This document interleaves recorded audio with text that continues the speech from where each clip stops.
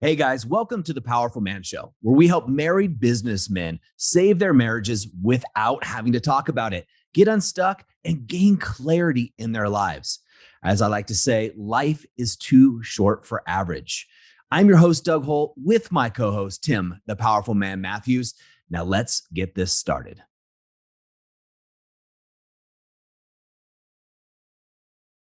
Tim, how you doing, brother? Yeah, I'm doing fantastic. I really enjoyed the last episode. In the words of Mr. Unstoppable Dougie Fresh Holt, I am unstoppable. Yeah, you are, baby.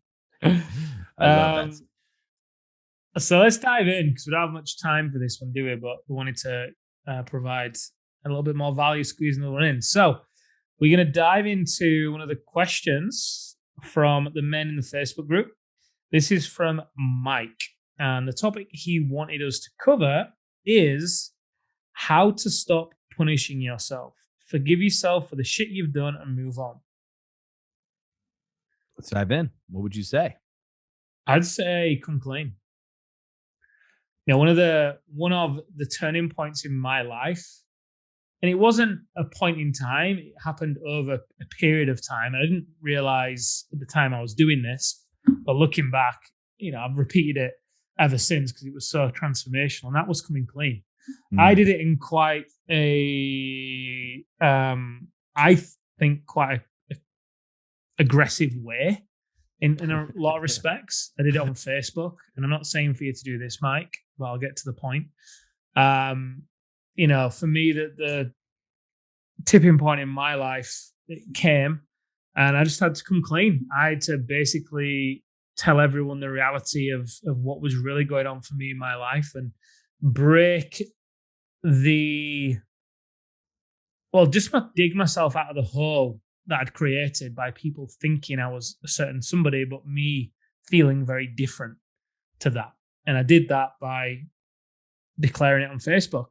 I took a picture of myself in my boxer shorts, showing my body because I'd always hid behind my body. I was a personal trainer, and in some respects, as long as I look good in a t-shirt, we live in the UK, right? You don't have your top off a great deal.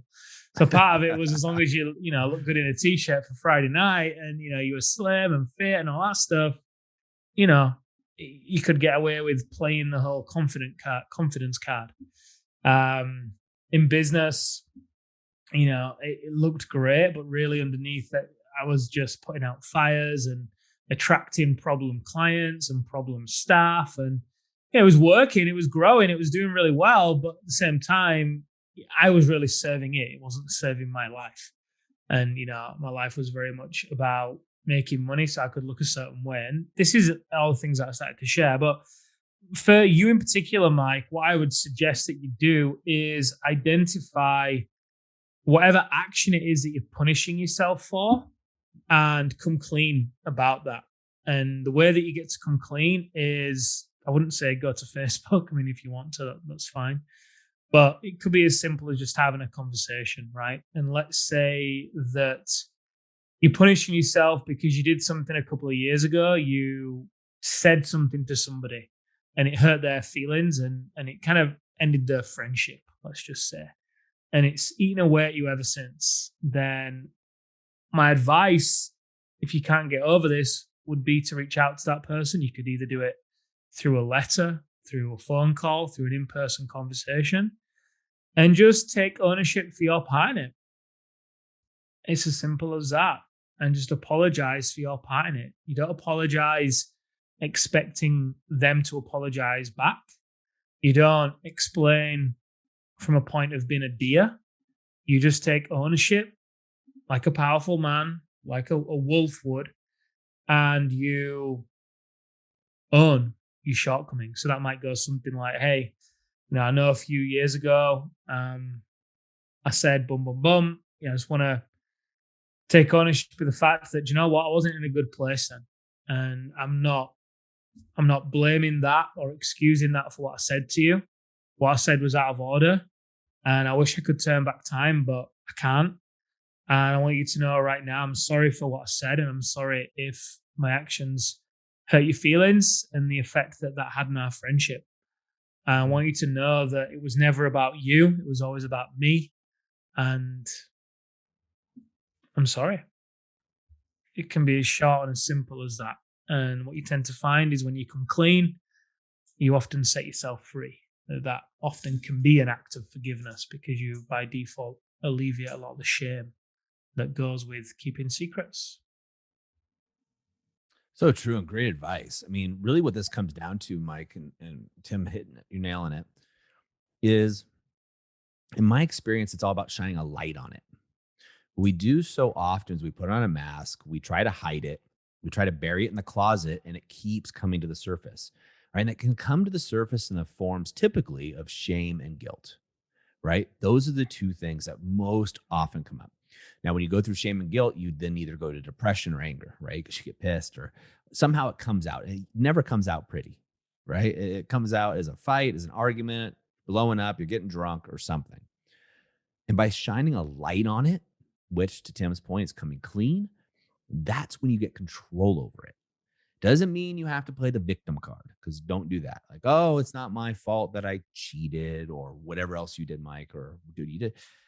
You got to take ownership. Hey, look, Mike did this. Now, that's kind of a little key trick that we teach the guys is Iliism, right? Iliism is a fancy way of saying do it in the third person. So I might say, look, Doug 5 years ago had an affair. And what Doug was going through, he thought that was the best decision, and it friggin' wasn't. And I'll open up and talk about it. But a lot of times I'll talk about myself in this case or journal about it in the third person. Because here, Mike, here's the deal. Whatever you did, you're not the same man, or you wouldn't be posting this question. You're not the same man that did that action. We're always changing, guys. Always changing. We and other people around us assume we're the same. Now, let's use a gross analogy to drive home the point really quickly. I'm 44. Am I the same man that I was when I was 21? Heck no. Would I let that 21-year-old version of me make my financial decisions? No way. My relationship decisions? Absolutely not. Right? My decisions on my health? No, it's not going to work out. Right?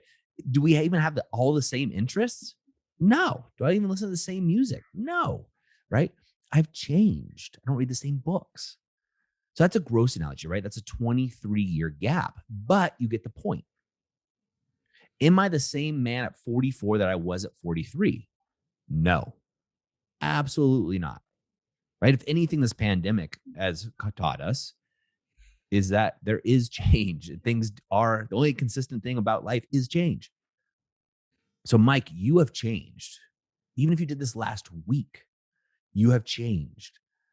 And part of that change is shining light on it, right? Part of the way out of this, what we're doing, but then also is forgiving yourself. So, one other thing I want you to do is I want you to get in a journal practice for 30 days. And this is how it starts. There's 5 things I want you to do. I wrote on right. What I love about Mike is dot, dot, dot. Don't put the dots, right? You get the idea. But you fill in the blanks. What I love about Mike is he was brave enough to raise his hand and post a question in the Facebook community. That takes courage. And I have nothing but respect for you, man. What I love about Mike is he's constantly reflecting on himself. You're going to write this, Mike, not me. You know, I don't know you that well. I just know that you had the balls to post this, and I have nothing but respect for you for doing that, right? Because it takes courage to raise your hand and step into the light. And I want you to write 5 things you love about yourself. And they could be, I love that I'm athletic, right? I love that I have hair. I love that I'm funny. Whatever it may be for you that you love about yourself, I want you to write 5 things every single day for 30 days. Simple as that.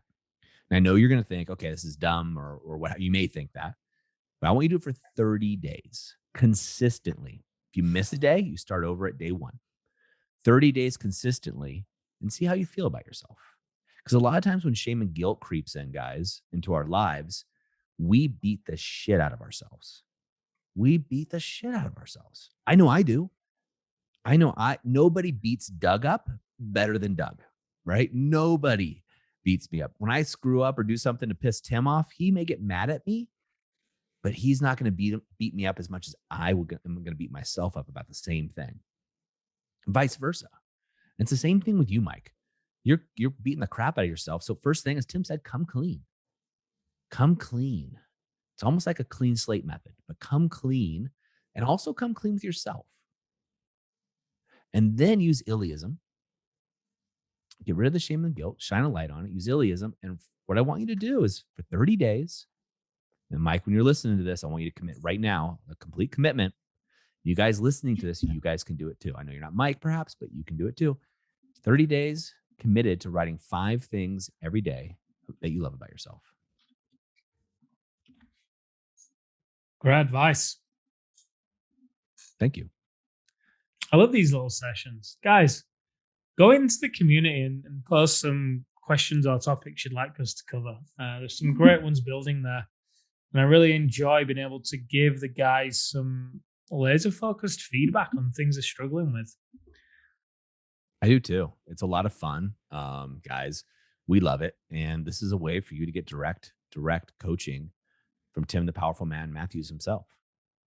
I mean, and Doug, the unstoppable force halt. I'll take it. All right, Mike, what I want you to do is take action. Mike, I am going to check back on your post. I am traveling tomorrow at 4 a.m. with 2 kids and my wife. So I will not check it tomorrow, but I'm going to check your post, buddy. And I want to see that you're committing to these actions, right? This is your opportunity to step in, brother. Step to the line, as we say at the Powerful Man. And I'm looking forward to seeing you and your results. For the rest of you, go down to Mike's comment and cheer him on, right? This is a brotherhood, right? This is a movement of men, and I want you guys involved. Gentlemen, that's a wrap for us here at the Powerful Man Show. So until next time, as always, take action, and we'll see you on the Powerful Man Show. All right, guys, that's a wrap for this episode. But as I always say, in the moment of insight, take massive action. You see, there are 2 types of men that listen to a podcast like this. Those that go on from one podcast or show to another, just hoping things are going to change and realizing that they're going to be in the same place month after month, year after year. You see, I was this guy, so I completely get it. You may just not be ready. But there's also a second man that listens to a show just like this. And this is a guy who takes massive action so they can shorten the learning curve, compress time, and get results to be the wolf. See, wolf is an acronym for wise, open, loving, and fierce. Now, ask yourself, which one am I?